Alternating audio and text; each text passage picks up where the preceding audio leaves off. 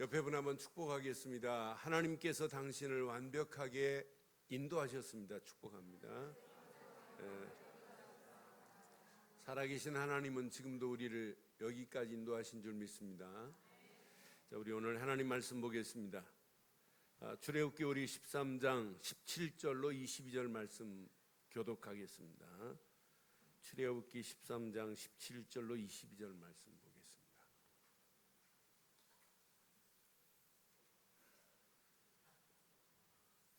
바로가 백성을 보낸 후에 브레셋 사람의 땅의 길은 가까울지라도 하나님이 그들을 그 길로 인도하지 아니하셨으니 이는 하나님이 말씀하시기를 이 백성이 전쟁을 하게 되면 마음을 돌이켜 애굽으로 돌아갈까 하셨음이니라.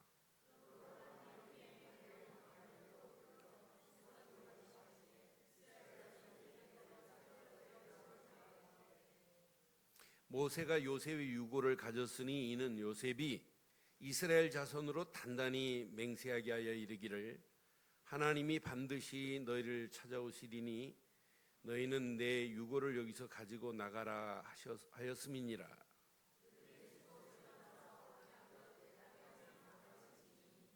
두 절 읽습니다.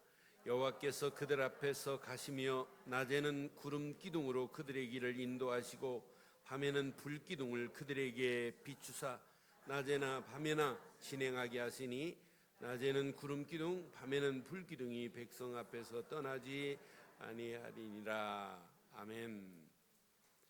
하나님의 말씀을 알면 알수록 그 심오한 깊이는 측량할 수가 없어요. 저는 요즘 출애굽기 말씀을 묵상하면서 느끼는 것이야, 어쩜 이렇게 완벽한 언약의 비밀이 숨겨 있을까? 그 의미를 되씹어보면 씹어볼수록 이스라엘 백성들을 향한 하나님의 계획이 세상 컴퓨터를 가지고도 이렇게 완벽하게 못해요. 근데 완벽하게 하나님이 인도하시는 모습을 보면서 하나님은 전능하신 분이구나. 그래서 우리 지난 2주 전부터 계속해서 유월절 어린 양의 피 이렇게 강조를 했어요. 유월절 어린 양의 피 바르는 순간에 출애굽이라고 하는 기적을 맛봐요. 유월절 어린 양의 피를 바르는데 바르지 않은 집안은 장자가 죽고 짐승의 첫 새끼가 죽어요. 근데 유월절 어린 양의 피만 바르는데 장자가 죽는 죽음이 면제되고 짐승의 첫 새끼도 죽지 않고 바로는 기부업을 해요. 바로는 손을 들고 이제 가라고 400년의 지긋지긋한 어둠의 터널에서 벗어나는 출애굽은 오직 하나였어요. 유월절 어린 양의 피로습니다. 그래서 다른 건 잃어버려도 돼요. 그러나 유월절 어린 양의 피만은 잃어버리면 안 돼요. 그래서 유월절 어린 양의 피 바르면서 일주일 동안을 무교절로 지키라. 누룩 없는 빵을 먹고 집안의 안에 누룩도 보이지 않게 해라. 그리고 쓴나물을 먹고 일주일 있다가 하나님께 이날을 절기로 지키라고 말씀해요. 그러면 단순히 유월절 어린 양의 피는 이례적인 이벤트성의 메시지가 아니에요. 그건 평생 붙잡아야 되는 거라. 그거 하나만 붙잡으면 맥주절의 축복도, 유월절 어린 양의 피만 붙잡으면 수장절의 축복도, 그 언약 안에 있기만 하면 하나님이 완벽하게 인도하시기 때문에 유월절 어린 양의 피는 이례적인 메시지가 아니에요.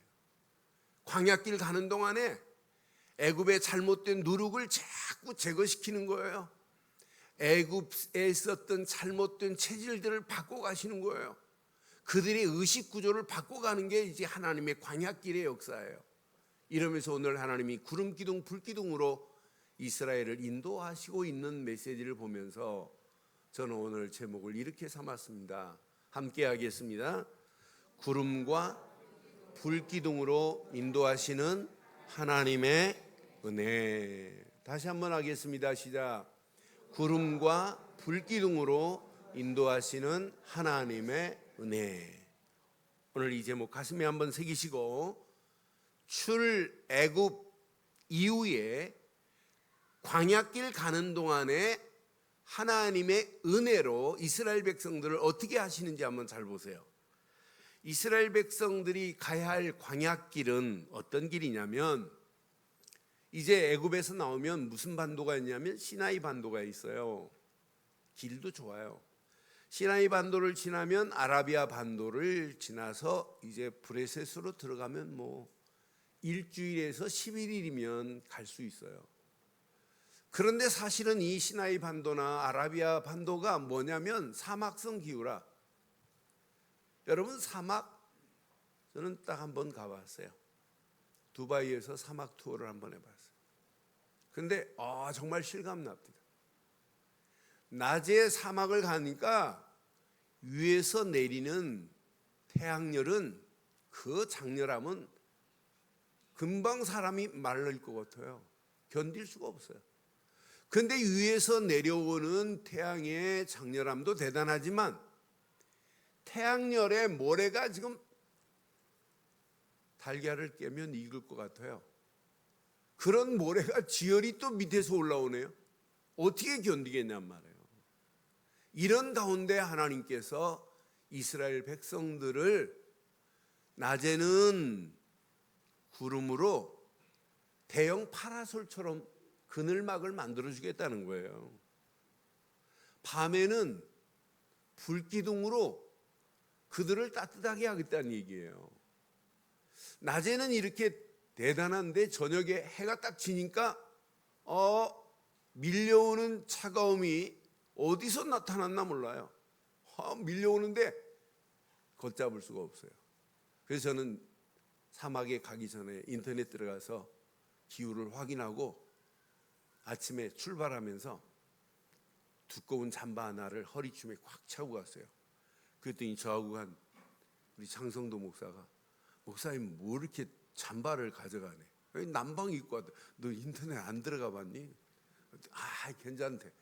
그래 가보자 고 갔어요. 해가 딱 지나가는데 차가움이 밀려오는데요. 또 투어 프로그램 자체가 금방 돌아오는 것이 아니라 사막에서 울타리를 쳐놓고 마지막 뷔페 식사를 주는 코스가 있어요. 그러니까 불을 피워놨더라고요. 그런데 견디지를 못해요. 저는 그래서 하나님이 구름 기둥과 불 기둥으로 이스라엘 백성들을 지키시고 보호하지 않으면 안 되는구나. 그럼 오늘 불 기둥, 구름 기둥은 대부분 보면 하나님이 우리를 보호하시는구나, 우리를 지켜주시는구나로만 생각해요. 아니에요. 그건 겉모양이에요. 실제 구름기둥, 불기둥에 진실이 있어요. 그 안에 속해 있는 하나님의 의도적인 계획이 있어요. 구름기둥, 불기둥은 어떤 메시지가 있는지 한번 잘 보세요. 20절부터 오늘 본문 보면 그들이 숫곳을 떠나 광야길 에담에 장막을 치니 여호와께서 그들 앞에서 가시며 낮에는 구름 기둥으로 그들의 길을 보호만이 아니에요. 하나님이 지금 내신 길이 있습니다. 하나님이 끌고 가려고 하는 길이 있어요. 의도적인 하나님의 계획이 있어요. 그러니까 구름 기둥으로 하나님이 그들을 지금 뭐 하고 계신다고요? 그러니까 보호만이 아니라 뭐가 숨겨 있다고요? 인도가 숨겨 있어요. 겉모양은 보호처럼 보이지만은 하나님이 숨어있는 메시지를 여기 우리에게 주시는 게 뭐냐면 너희들을 내가 인도하겠다는 거예요. 그러니 구름 기둥 밑으로만 다니라는 거지 구름 기둥 밖으로 나가면 안 된다는 거예요.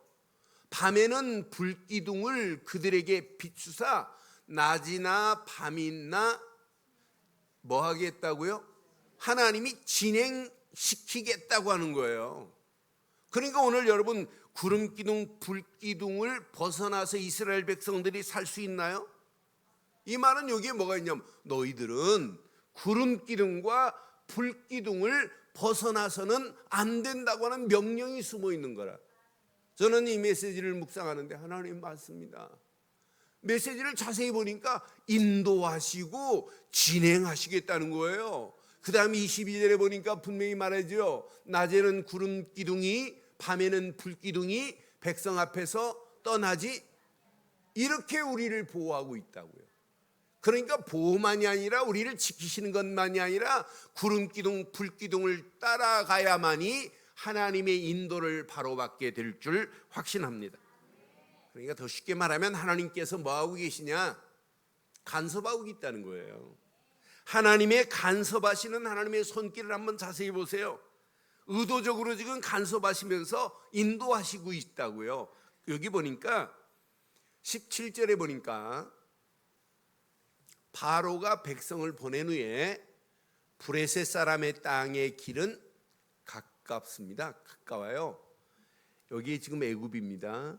애굽의 나일강이 이렇게 흘러요. 나일강 옆땡으로는 뭐가 있냐면 브레셋 나라가 있어요. 브레셋 위로 가나안이에요. 그럼 애굽에서 곧 여기 이 고센 땅에서 수꽃으로 나와 가지고 에돔 땅을 지나서 여기 브레셋으로 지나가면 시나이 반도로 해가지고 쭉 들어가면 7일에서 일주일이면 갈 수 있어요. 그런데 이제 문제는 지금 이들이 지금 브레셋 사람의 땅의 길은 애굽 가는 가나안 가는데 가깝습니다. 그런데 하나님이 그들을 그 길로 인도하지 아니하세요. 왜? 백성이 전쟁을 하게 되면 마음을 돌이켜 애굽으로 돌아갈까 하십니다 그랬어요. 하나님은 지금 이스라엘 백성들의 사정 형편을 아세요, 모르세요? 알아요. 브레셋 사람들을 알아요, 몰라요? 브레셋 사람들은 장신입니다. 여기에다가 전투력이 막강합니다. 그럼 이스라엘 백성하고 브레셋하고 싸우면 싸움에서 이길 수가 없어요. 그럼 전쟁에서 실패하면 다시 가나안 땅으로 가야 될 이들이 다시 애굽으로 갈까 하여 하나님이 이 땅으로 인도하지 않고 이들을 광야길로 홍해길로 지금 인도해 가지고 지금 가나안으로 끌고 가시는 계획이에요. 이게 하나님의 완벽한 간섭하심이라니까요. 그러면서 이렇게 길게 홍해를 끼고 지금 끌고 가는 이유가 뭐냐? 애굽에서 가지고 있는 누룩을 제거하기 위하여 하나님께서 그들을 지금 끌고 가시는 거예요. 이스라엘 백성이 유월절 어린 양의 피 바르는 순간에 언약 백성 된 건 맞지요? 여러분 예수를 그리스도로 믿는 순간에 하나님 자녀 된 건 맞지요? 근데 하나님 자녀 되는 순간 의식도 180도 아니 확 바뀌어진 것 맞지요? 여러분이 예수 믿고 나니까 갑자기 천사처럼 바뀌어지고 막 이랬죠? 아직도 의식도 안 바뀌어져 있어요. 6월절 어린 양의 피 바르고 나오는 이들 의식 구조 자체가 애굽을 더 의식하고 있고 애굽의 잘못된 체질 그대로 있고 애굽의 잘못된 습관 그대로 있어요. 하나님이 주신 것보다 잘못된 게 더 많아요. 그래서 사실 광야길로 지금 끌고 홍해로 끌고 가시는 이유는 뭐냐? 그들의 잘못된 애굽의 누룩을 뭐하게 하려고? 여러분 오늘 이 말씀 여러분 개인에게 적용 잘 해보세요. 그러면 하루하루마다 누룩이 여러분 보일 겁니다. 야, 이거 하나님이 주신 거 아닌 게 내가 더 많구나. 그 누룩을 발견하고 그 누룩이 뽑히기만 하면 우리의 신앙생활은 날마다 달라지는 역사가 있게 될 줄 확신해요. 그게 하나님이 원하는 거 아니시겠어요? 그래서 오늘 이스라엘 백성들에게 이제 가나안으로 가야 될 이들이 애굽으로 돌아가지 않기 위해서 그들의 의식을 지금 바꿔주는데 뭘 보고 가게 하냐? 오늘 본문의 19절에 나와보지요. 자, 이들이 지금 이들 앞에 있는 게 있어요. 모세가 요셉의 유고를 가졌으니 이는 요셉이 이스라엘 자손으로 단단히 맹세하게 하여 이르기를 하나님이 반드시 너희를 찾아오시리니 너희는 내 유고를 여기서 가지고 나가라 그랬어요. 그래서 모세가 이스라엘 백성들이 지금 광야길로 지금 가나안을 향하여 가는 광야길에 지금 뭘 보고 가고 있어요? 유월절 어린 양의 피 바른 자들이 뭘 보고 있어요? 요셉의 유골 상자를 지금 보고 있단 말이에요. 요셉의 유골 상자를 보면서 뭘 기억해야 돼요? 이스라엘 백성이 지금 광야길 가지만은 요셉의 유골을 보면서 메시지가 나와야 돼요. 창세기 50장에 보면 요셉이 50장 24절부터 26절 보면 요셉이 죽을 때 유언이 뭐예요? 요셉이 그 형제들에게 말하지요. 나는 죽을 것이나 하나님이 당신들을 돌보시며 당신들을 이 땅에서 인도하여 내사 아브라함과 이삭과 야곱에게 맹세하신 땅, 무슨 땅? 가나안 땅에 이르게 하시리라. 앞으로 400년 후에 이렇게 될 거라는 거예요. 분명히 말씀해요. 그 다음에 보니까 요셉이 또 이스라엘 자손에게 맹세하여 이르기를 하나님이 반드시 당신들을 돌보시리니 당신들은 여기서 내 해골을 메고 어디로 가라? 가나안으로 가라 이 말이에요. 왜? 가나안 땅에 누가 오실 땅이기 때문에, 우리의 구원자 메시아가 오실 땅이기 때문에. 그럼 6월절 어린 양의 피 바른 이스라엘 백성들은 지금 뭘 보고 가면 되냐? 요셉의 유골 상자만 보고도 은혜가 돼야 돼요. 야, 400여 년 전에 우리 요셉 할아버지가 우리를 이 고센 땅 좋은 땅에 오게 했는데, 그런데 하나님은 아브라함에게 약속하신 대로 그 말씀이 성취되어지는구나. 그래서 가나안 땅 메시아가 오실 그 땅을 우리는 고대하고 기대하면서 요셉의 유골을 보면서 앞으로 우리의 구원자 메시아가 오실 것이다 라고만 생각해도 은혜가 돼야 될 줄 믿어요. 그 은혜 안에 있는데 위에는 뭐가 있어요?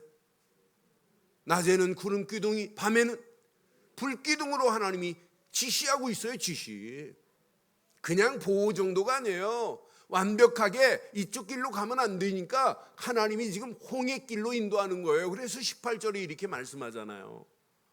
그러므로 하나님이 홍해의 광야 길로 돌려, 그래서요, 돌려 백성을 인도하심에 이스라엘 자손이 애굽 땅에서 대열을 지어 나올 때에 19절 시작. 모세가 요셉의 유골을 가지고 지금 나오는 거예요. 이렇게 지금 시작되는 거예요. 그러니까 하나님이 홍해 광야길로 지금 돌려가고 계시는 거예요. 불의 셋으로 그냥 안 들어가고. 왜?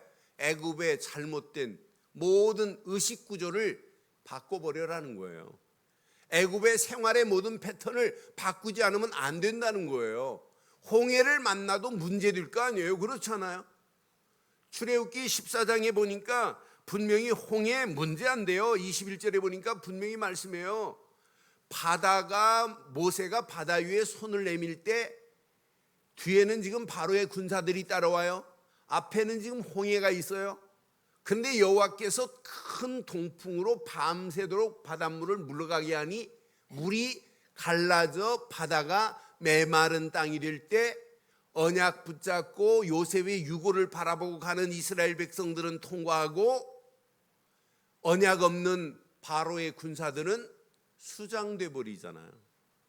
이때 체험이 되는 거라. 야, 우리는 6월절 어린 양의 피만 바르고 요셉의 유골을 바라보고 가나안 땅을 향하여 가는데 하나님께서 이렇게 완벽하게 우리 가는 길을 인도하시는구나, 책임지시는구나, 하나님이 하시는구나 라고 깨닫고 가는데 불신앙 생길 일이 어디 있어요?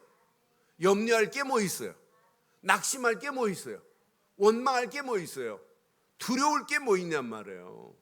여러분 신앙생활을 여러분 정상적으로 한다면 여러분 걱정할 필요 없어요. 염려도 걱정도 두려움도 낙심도 우리가 쓰는 단어가 아니에요. 그건 하나님이 주신 단어가 아니라니까요. 하나님이 여러분 전지전능하다고 아멘 하시지요. 하나님은 전지전능 하시지요. 무소부재하시지요. 아멘은 이렇게 하는데 실제는 문제 만나면 이스라엘 백성하고 똑같은 수준이에요.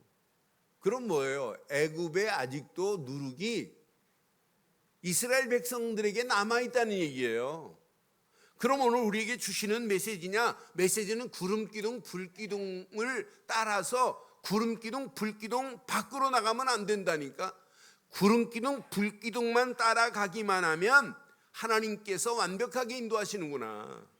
그러니까 이들이 가지고 있는 의식을, 잘못된 의식을 하나님이 원하는 의식으로 바꿔버리지 않으면 안 되는구나. 이들이 가지고 있는 생활의 잘못된 패턴을 하나님이 원하는 패턴으로 바꾸지 않으면 안 되는구나. 이들이 가지고 있는 체질을, 잘못된 애굽의 체질을 가지고 광야길 가면 안 되는구나. 하나님이 원하는 체질로 바꾸라고 하는구나.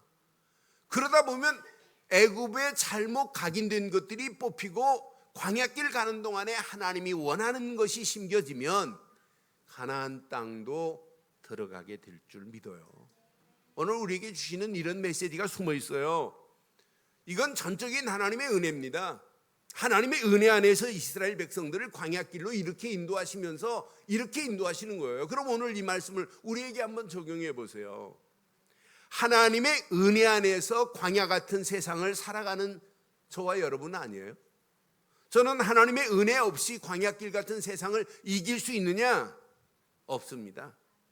우리가 살아가는 세상, 하나님의 은혜 없이 살 수 있느냐? 없어요. 그래서 늘 확인하세요. 진짜 나를 향한 하나님의 은혜가 뭔지. 오늘 이스라엘 백성들이 하나님의 은혜를 상실해 버리니까 요셉의 해골을 바라보고도 불신앙해요. 구름기둥, 불기둥 밑에서 만나 메추라기 먹고 불신앙해요. 안 믿어요. 홍해에 출렁이는 물결, 애굽의 바로도 꺾는데 그거 하나 하나님이 못 하시겠어요? 그러니까 안 믿는다니까요. 이스라엘 백성들이 하나님의 은혜를 상실하니까 광야길 가는 동안에 기본이 불신앙이라, 기본이 원망이라, 기본이 낙심이라. 그러니까 날마다 두려움이 엄습해 오면서 애굽에서 다시 애굽으로 돌아가자고 하는 무리가 생깁니다. 이 영적인 하나님의 은혜를 놓치니까 모세가 시내산에 십계명 받으러 간 사이에 지금 뭐 하고 있어요? 금송아지 만들고 있다니까요. 아니, 이스라엘 백성의 문제가 아니에요. 이게 오늘날 우리들의 모습일 수 있어요. 아니, 우리들이 아니에요. 내 모습일 수도 있어요. 오늘 이 말씀 가슴에 한번 잘 새기시고 하나님의 은혜 안에 있기를 바라요. 하나님의 은혜가 뭐예요? 창세기 6장 8절 9절 보면 노아도 세상에 죄악이 가득했어요. 생각하는 것마다 악한 생각만 해요. 그래서 하나님이 인간 만드신 것을 한탄하셨다라고 하는 것을, 한탄이라는 말이 창세기 6장이 2번 나와요. 하나님이 한탄하셨대. 그런데 그런 중에 노아는 여호와께 뭘 입었더라? 은혜를 입었대요. 그런데 노아의 족보는 이렇대요. 노아의 족보는 의인이요, 당대 완전한 자라. 그는 하나님과,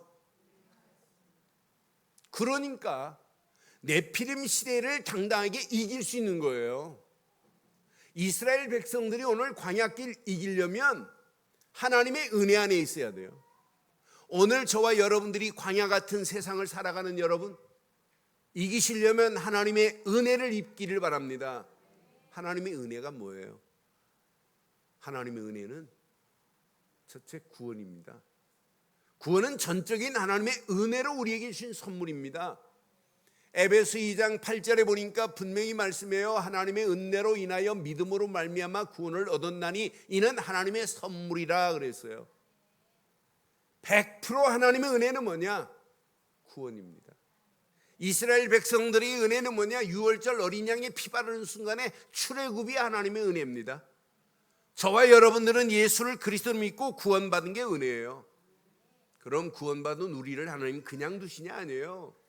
성령을 보내셔서 우리의 가는 길을 하나님이 완벽하게 인도하고 계세요.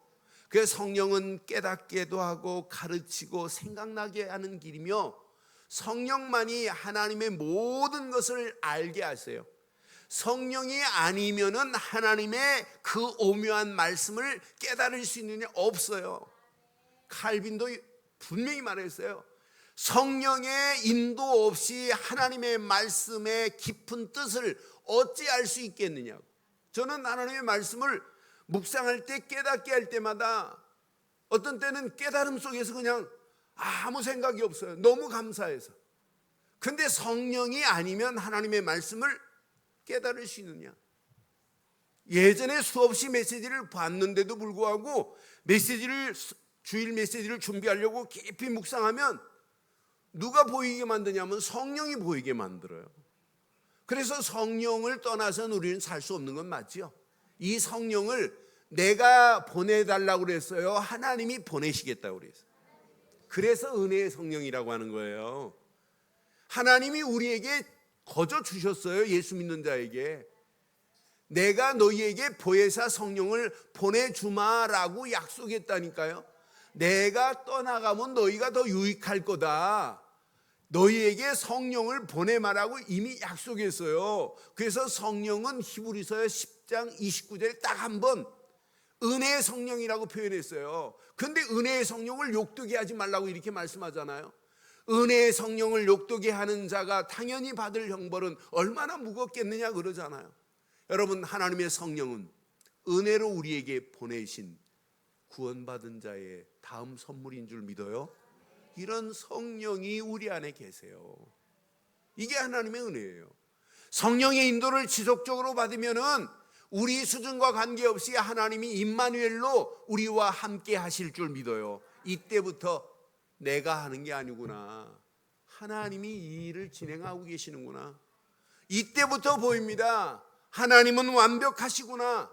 이때부터 눈이 열립니다. 내가 이 땅에 살아가는 동안 사도행전 1장 8절 속에 살다 가는 거구나. 오직 성령이 너희에게 임하시면 너희가 권능을 받고 예루살렘과 온 유다와 사마리아와 땅끝까지 이르러 내 증인이 되리라고 하는 말씀 그대로 성취되어지는 맛을 보게 될 줄 믿어요. 그래서 이번 주간 꼭 기억하세요. 나의 구름 기둥과 불 기둥은 뭐가 구름 기둥, 불 기둥이에요? 저는 이 말씀 묵상하는 중에 하나님 맞습니다. 나에게 구름 기둥이 되고 불 기둥이 되는 것은 딱 하나님의 말씀과 기도뿐인 줄 믿어요. 여러분, 말씀 속에 말씀이 나를 인도하셔야 되고 말씀 안에서 성령이 나의 가는 길을 지도하셔야 돼요. 그래서 내가 구름 기둥, 불 기둥 밑에 있는다고 그래놓고는 구름 기둥, 불 기둥 밖에서 왜 하나님 나를 지켜주지 않습니까? 이런 경우 얼마나 많아요. 그래서 오늘 구름 기둥, 불 기둥은 우리를 보호만이 아니라 우리를 지키는 것만이 아니라 완벽하게 하나님이 본인이 내신 길을 의도적으로 우리를 끌고 가시려고 하는 인도함이 있다는 사실을 가슴에 잘 새기시고, 오늘 구름 기둥, 불 기둥 같은 말씀과 기도 속에 승리하기를 주의 이름으로 축원합니다. 오늘 이스라엘 백성들 보세요. 구름 기둥, 불 기둥으로 가는데 뭐가 염려할 필요가 뭐 있겠어요? 오늘 말씀과 기도 속에 끌려간다면 우리의 인생 고민할 필요 없어요. 이스라엘 백성 앞에 전쟁이 나도 관계없고 홍해의 물결 앞에도 관계없고 물 없다고 투정할 필요도 없고 여리고가 와도 관계없고 요단도 관계없게 될 줄 믿어요. 불기둥과 구름기둥 밑에서 여러분 바르게 해석하면 돼요. 말씀과 기도 안에서 여러분들이 문제를 만나도 바로 해석하기만 하면 정확한 뭐가 보이냐? 하나님이 원하시는 길이 보여요. 그래서 여러분 의식을 바꿔야 돼요. 저는 이 말씀 묵상하는 거예요. 하나님 맞습니다. 오직 언약 되시는 그리스도로 나의 잘못된 의식을 바꾸어 주옵소서. 그래서 생각 속에 뭐가 있어야 되냐면 그리스도가 있어요. 여러분 마음속에 누구를 품고 사셔야 돼요? 그리스도를 품고 사셔야 돼요. 여러분 영혼 속에 누가 지배해야 되느냐? 그리스도가. 그래서 의식, 무의식, 잠재의식 속에서도 그리스도가 나와야 정상인 줄 믿어요. 제가 복음 깨닫고 일주일이면 어떤 때는 1500km를 탔어요. 일주일에 1500km를 타야 운전을 해야 마칠 때도 있었어요. 그 1500km를 차를 몰고 다녀야 한 주간이 끝난 적도 있어요. 전도학교 5군데씩 어떤 때는 7군데 특강까지 있으면, 그래서 전도학교를 전국으로 다녔어요. 근데 전도학교 가면 다른 설교 안 해요. 오직 예수님은 그리스도. 그런데 어느 날 깊이 자고 있는데 꿈속에서도 제가 주는 그리스도시요. 근데 나는 꿈에 있는데 옆에 잠자고 있는 아내가 봤어요. 실제를. 자면서 나는 꿈에 있는데, 그러니까 내 의식, 무의식, 잠재의식 속에 그리스도가 있다 보니까 꿈으로도 나타나요. 나는 꿈에서만 하는 줄 알았더니 아니 실제더라니까. 내가 어느 날 새벽기도 마치고 잠깐 잠을 자는데 현장은 죽어간다, 현장 살리자고 막 메시지를 했어요. 근데 아내가 갑자기 나는 현장 안 가겠대. 그래 내가 아내를 그렇게, 내가 그런 사람이 아닌데 꿈에서 아내 코를 물어버렸어요. 왜 현장 안 가냐고. 그런데 이게 실제 응답이 왔어요. 잠자는 아내가 벌떡 일어나더니 코를 쥐고 왜 나 잠자는 나를 코를 무냐고. 내 안에 뭐가 있다는 거예요? 의식, 무의식, 잠재의식 속에서도 그리스도가 있고 전도 안 하면 안 된다고 하는 것이 내 안에 있더라고요. 얼마나 감사하든지요. 요즘은 숙박계 안 씁니다마는 옛날 집회 다닐 때 보면 숙박계를 써요. 이제 모텔가 살려면은 어디서 왔노? 목적지가 어디냐? 전주에서 사는데 전주를 써야 되는데 하도 전도하다 보니까 전도를 썼어요. 전도를 쓰고 내가 얼마나 은혜가 되든지. 이야. 여러분들이, 이스라엘 백성들이 의식을 안 바꾸면 가나안 땅 통과 못해요. 우리가 의식이 안 바뀌어지면 여러분 신앙생활 아무리 잘 하려고 해도 안 돼요.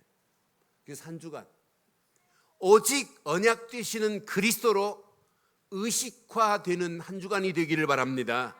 의식이 전환돼야 돼요. 이게 전환되면 유일성의 말씀을 생활할 수 있어요. 아, 맞다, 그렇다. 이때부터 말씀이 내 안에 담겨지기 시작해요. 이 사람이 조금만 성령의 인도 안에서 기도 속으로 들어가기만 하면 재창조의 능력으로 우리의 삶을 체질화, 하나님이 원하는 체질로 바꿔주실 줄 믿어요. 이런 사람이 문제를 만나면 문제가 재해석이 돼요. 이런 사람이 사건을 만나면 사건을 재조명을 해요. 이런 사람의 미래는 재창조의 역사를 맛보기 시작해요. 그러니까 우리가 제대로 신앙생활, 오늘 구름기둥 불기둥 하는 순간에 말씀과 기도를 다 속에서 우리의 의식, 우리의 잘못된 체질, 잘못된 모든 습관들이 바르게 생활화되어지는 역사가 있기를 주의 이름으로 축원합니다. 이 두 가지가 되면 나를 향한 하나님의 계획이 보여지기 시작해요. 광야길 가지만은 이스라엘 백성들이 보고 가야 할 건 뭐예요? 가나안 땅입니다. 여러분, 이 땅에 살지만 우리가 지금 이 험난한 세상 살아가면서 우리가 보고 가야 할 건 이 땅이 아니에요. 천국입니다. 근데 천국만이 아니에요. 지옥 갈 저 영혼들을 천국으로 인도하는 하나님의 계획 속에 있어야 될 줄 믿어요. 그러니까 여러분들 말이라도 기도라도 하나님, 내가 이 땅에 사는 동안 세계복음화의 주역이 되겠다고 말이라도 해보시라니까요. 하나님이 어떻게 축복하시는지. 우리가 이 땅에 살 이유는 뭐냐? 이 지역 살리고 민족 살리고 세계 살리려고 하는 하나님의 계획 속에 살아야 될 줄 확신합니다. 살 이유를 발견하자 이 말이에요. 일제 36년 강점기 속에서 독립운동하려고 독립자금을 준비해서 독립운동가들에게 전달해 준 분들이 있고, 독립운동을 주도했던 단체가 있어요. 의열단이라고. 의열단 단장이 정채사이라는 사람이 단장이었어요. 근데 의열단에 있다가 의열단을 빠져나가서 일본 순사가 되고 일본 경무대 경무관이 된 사람이 있어요. 옛날에 의열단에 있다가 간 사람이에요. 이정출이라고. 그런데 이제 경무관이 되니까 경무대 대장이 명령을 내렸어요. 의열단을 가서 소탕하라고. 그래서 중국 상해로 가가지고 의열단을 만나기 위해서 가장하고 하다가 나중에 의열단 단장 정채산과 만났어요. 만나가지고 술을 담아놓고 같이 술 대작을 하는 거예요. 그리고 그 다음날 바닷가로에서 만나요. 그때 의열단 단장 정채산이가 경무관 이정출이한테 마지막 말을 해요. 택해라. 날 잡아서 네가 경무대에 진급을 하든지 아니면 네가 마지막 일을 해라 라고 단언을 내려요. 그때 정채산이가 뭐라고 하냐면 나는 사람의 말을 안 믿는다. 나는 내가 말한 것도 안 믿는다. 그러나 내가 해야 할 것은 믿는다. 사람이 마땅히 해야 할 일이 있고 자신의 이름을 올려야 할 때가 있는데 네 이름을 어느 역사의 한 페이지에 올리겠니? 그 말 앞에 이정출이가 정채산 못 잡아가요. 그리고 경성으로 돌아왔는데 난리 났어요. 못 잡아왔다고. 이정출이 혼자 간 게 아니거든요. 그 밑에 있는 애들이 사람 한 사람 막 죽고 그래요. 그러니까 이게 경무관이 경무대 대장한테 이제 파면 위기가 와요. 이때 이정출이가 일본 고위 대작들 모인 자리에다가 폭탄을 설치해서 완전히 없애버려요. 그게 마지막이에요. 그 영화가 밀양이라는 영화예요. 전 미국 가면서 그 영화를 보는데 얼마나 은혜가 됐는지. 이정출이가 한 말이 메시지 같아요. 메시지. 사람의 말은 안 돼. 내가 한 말도 난 못 믿겠다. 그러나 사람이 마땅히 해야 할 일이 있다. 역사의 한 페이지에 어디에 네 이름을 올리겠는 거야. 하는데 내게 하나님 앞에서 하나님이 나한테 지금 말씀하시는 거 어때요? 여러분의 이름을 어디에 올리실래요?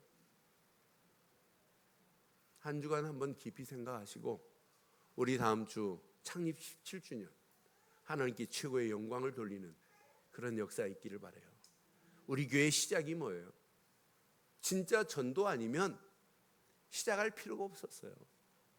제가 포항에서 올라올 때 하나였습니다. 어떻게 하면 교회를 부흥시킬까 이게 아니에요. 부흥시키려면 포항에 그냥 있으면 더 부흥시키고 개척하는데 고생 않고 포항에서는 편안하게 할 수 있었어요. 내가 포항의 시스템 다 뒤로 하고 제가 온 이유는 하나예요. 어떻게 하면 전도할까? 어떻게 하면 죽어가는 영혼들을 살릴까? 그래서 처음부터 개척 예배부터 하나님이 주신 메시지가 제자 세워라. 그리고 진짜 전도에서 이 축복을 후대들에게 넘겨주자는 거예요. 그것 말고 우리 교회가 할 게 없잖아요. 오늘 구름기둥 불기둥 밑에서 하나님이 우리에게 주신 말씀과 기도 안에서 오늘 이 언약 가슴에 한번 잘 새기시고 저는 오늘 결론을 이렇게 내리겠습니다.